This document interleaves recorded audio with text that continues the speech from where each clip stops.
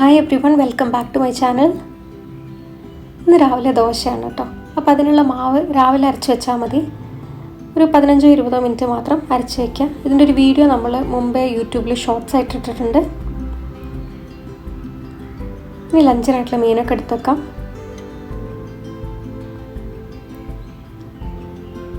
കറിക്കായിട്ട് ചെറുപയറാണ് കേട്ടോ. ഈ ഒരു ഡീഫ്രോസ്റ്റിംഗ് ടെക്നിക്ക് അല്ലെങ്കിൽ ഈ രീതിയിൽ മീൻ വെക്കുന്നത് ഞാൻ യൂട്യൂബിൽ തന്നെയുള്ള ആബിദ ബഷീർ എന്ന് പറയുന്ന ഒരു യൂട്യൂബറുടെ കയ്യിൽ നിന്നെടുത്താണ്. മീൻ നമ്മൾ വെക്കുന്ന സമയത്ത് കുറച്ച് വെള്ളം ഒഴിച്ച് വെക്കുകയാണെങ്കിൽ പെട്ടെന്ന് ഡീഫ്രോസ്റ്റ് ആയി കിട്ടും. മാത്രമല്ല കുറച്ച് ആ ഒരു ഉണക്കമീൻ്റെ ആ ഒരു ചുവയൊന്നും ഉണ്ടാവില്ല.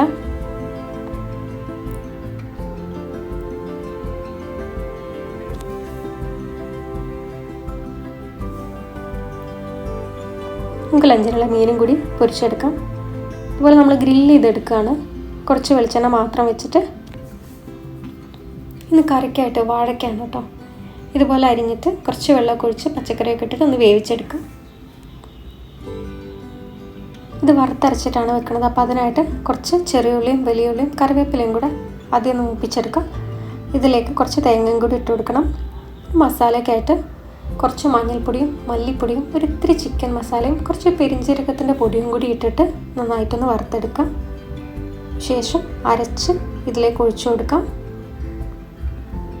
പിന്നെ കുറച്ച് ഉലുവയും ചെറിയ ഉള്ളിയും കറിവേപ്പിലയും ചേർത്തിട്ട് ഒന്ന് പൊട്ടിച്ചിട്ട് അതും കൂടി ഒഴിച്ചു കൊടുക്കണം. ഇനി നമ്മൾ വൈകുന്നേരം വെളുത്ത ഉണ്ണിയപ്പം ഉണ്ടാക്കുന്നുണ്ട് കേട്ടോ, വെള്ള ഉണ്ണിയപ്പം. അപ്പോൾ അതിനായിട്ട് മാവൊക്കെ റെഡിയാക്കി വയ്ക്കാം. ഇതിൻ്റെ ഒരു റെസിപ്പി ആർക്കെങ്കിലും ആവശ്യമുണ്ടെങ്കിൽ താഴെ കമൻറ്റ് ചെയ്താൽ മതി. ഞാൻ ഇൻഗ്രീഡിയൻസ് ഷെയർ ചെയ്ത് വയ്ക്കാം. ഇതൊരു 4-5 മണിക്കൂറിന് ശേഷം ഉണ്ടാക്കാനുള്ളതാണ്.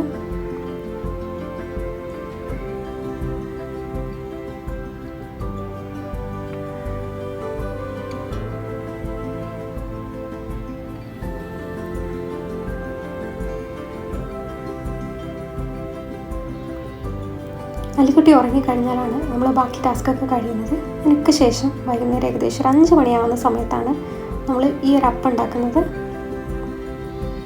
ഈ സൈസിൽ ഏകദേശം ഒരു 25-30 അപ്പൊക്കെ ഉണ്ടാക്കിയെടുക്കാൻ പറ്റും.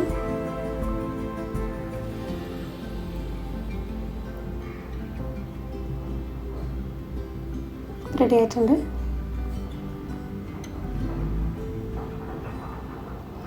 ഈ കഴിഞ്ഞ ദിവസം എൻ്റെ ഒരു ഫ്രണ്ട് വീട്ടിൽ വന്ന സമയത്ത് കൊണ്ടുവന്ന ബുക്സാണ് കേട്ടത്.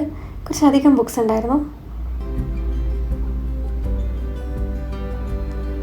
ചായ കുടിച്ച ശേഷം കുറച്ച് രാത്രി ഒരു 8-8:30 മണിയായ സമയത്ത് ഞങ്ങളുടെ ഒരു റിലേറ്റീവ് ഇവിടെ ടൗണിൽ വന്നിട്ടുണ്ടായിരുന്നു. അപ്പോൾ അവരെ കാണാനൊന്ന് പോയിട്ട് രാത്രി കുറച്ച് ലേറ്റായിട്ടാണ് നമ്മൾ തിരിച്ചെത്തിയത്.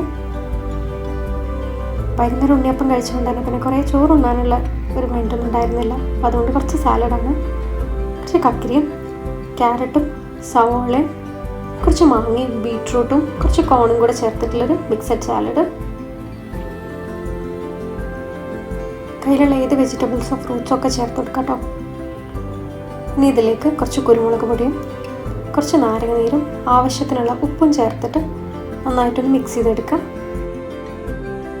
ഇതൊരു 10-15 മിനിറ്റ് ഫ്രിഡ്ജിൽ വെച്ച ശേഷം കഴിക്കാം കേട്ടോ. രാത്രി ഫുഡൊക്കെ കഴിച്ച ശേഷം ഞങ്ങൾ 3 പേരും കൂടെ താഴെ കുറച്ച് നേരം നടക്കാനൊക്കെ പോയിട്ടുണ്ടായിരുന്നു. താഴെ നമുക്കിവിടെ ഒരു പ്ലേ ഏരിയയും വാക്ക് ചെയ്യാനുള്ള സ്പേസും ഒക്കെ ഉണ്ട്. അപ്പോൾ അവിടെയൊക്കെ പോയി കുറച്ച് നേരം നടന്നൊക്കെ ശേഷമാണ് തിരിച്ചു വന്നത്.